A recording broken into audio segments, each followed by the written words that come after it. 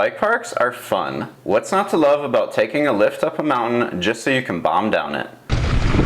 Oh yeah, bud. You get a lot of vertical descent in a short amount of time, allowing you to improve your skills quickly or simply just have some fun. That being said, it takes a bit of planning to pull off a bike park trip successfully, especially if you've never done it before or you don't do it frequently. My name is Mike and I live in Arvada, Colorado. As a Colorado resident and mountain biker, I love going to Trestle Bike Park. It's about an hour and 15 minutes away from me. I've coordinated many trips to Trestle with both beginners and experts. I'd like to say I know a thing or two about what makes a successful bike park trip for a beginner. In this video, I'll outline some tips for bike park newbies, as well as share a couple of places where I see people go wrong. Let's get into it. Now, before you get to the bike park, you should probably plan where you're staying. How are you getting there? What will you be eating while you're there? Etc. This is just pretty basic trip planning stuff, so I'm not going to tell you how to do this. Anyone should really know how to do this if they've traveled anywhere ever. What I will say though is that this piece is just as important as the biking itself. It's doubly as important if you're going somewhere with people who may not like mountain biking as much as you. Remember to be empathetic to the people you're traveling with and make the vacation good for them too, and not just you. Your bike can make or break your trip. It can also break. Like literally, your bike can break. Bike parks are really hard on bikes. I commonly hear the phrase, you can bring any bike to a downhill park. And although this is positive advice and you can bring any bike to a bike park, it doesn't mean that you should. The reason isn't because you can't ride them. It's because bike parks put a lot of wear on your bike. Bolts and parts that aren't designed for downhill terrain will wear very quickly and you risk breaking them, causing you to spend more in repair costs than you would have just spent on a rental. In addition to that, light-duty tires are extremely likely to flat in most US bike parks. Just last week, I was on the gondola with two people with XC tires. I was going up, talking with them. They were both super excited about riding. First ride of the day, I'm coming down the trail and I see them off the side of the trail. They had a flat. They had a flat within the first 10 minutes of their run.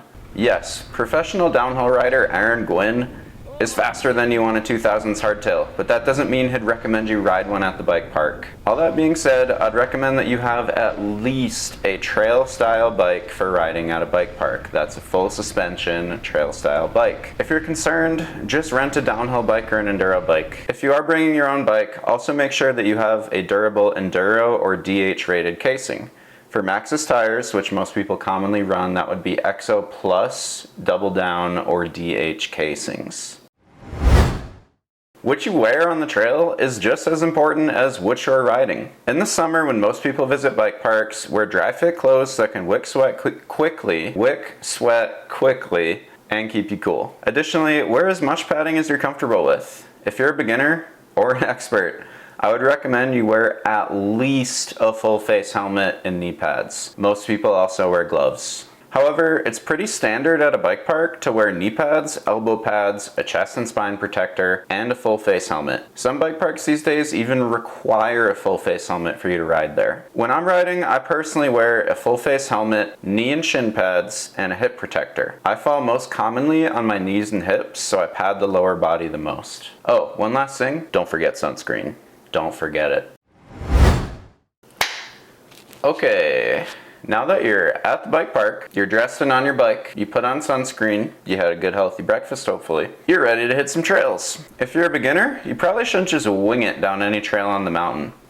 Instead, scout out your trails ahead of time by downloading the trail map and circling the runs you want to do and the lifts you take to get there. I'd recommend you at least plan out your first run and then you can wing it after that. Bike trails can get difficult quickly, so don't overlook this step. On skis, you can just slide down the trail if it's too hard.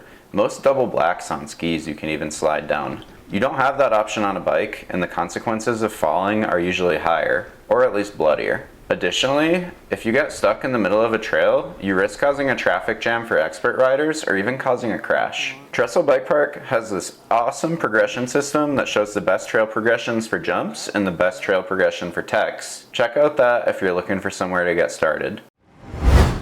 There's a saying that you will see plastered around most mountain biking parks and trail systems. The saying is pre-ride, re-ride, free ride. As similar as this sounds to something you heard in a middle school seminar about not doing drugs, it's true. If you see a feature on the trail that scares you, check it out first. That's pre-ride. Maybe give it a ride, maybe give it a run up.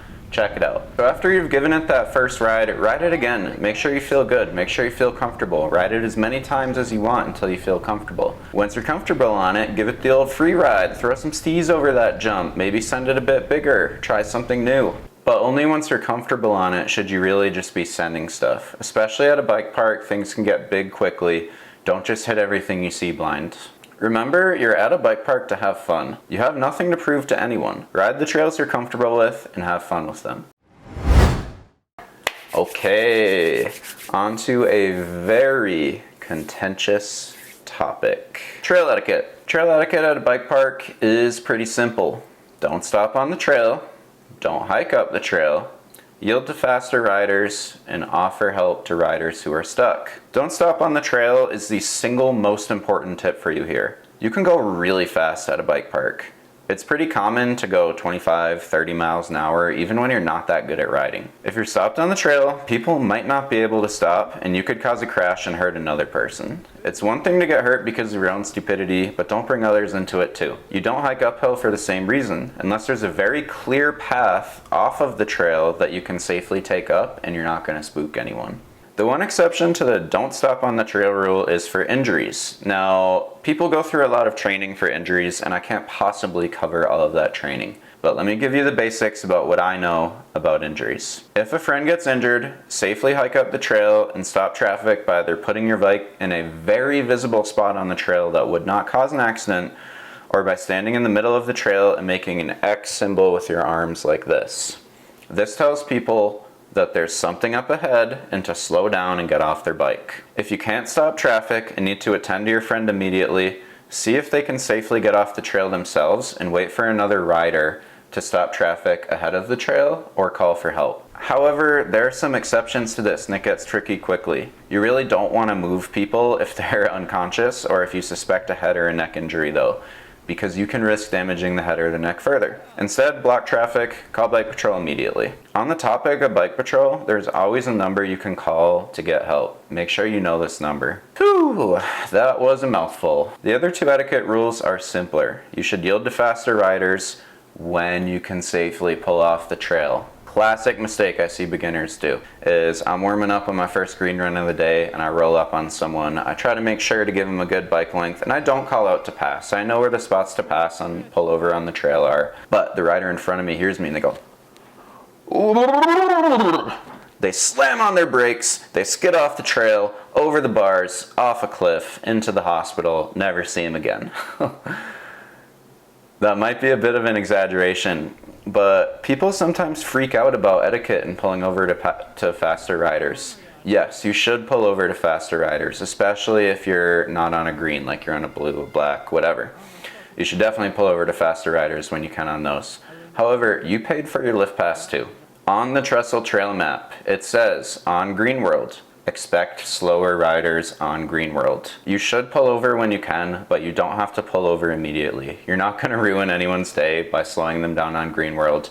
Go at your own pace and find a safe spot to pull over at. The last piece of etiquette is to offer help to stuck riders. They might be injured, need tools for a repair, or just need a second set of eyes on a repair. Be the mountain biker you want others to be. Say hello and offer help.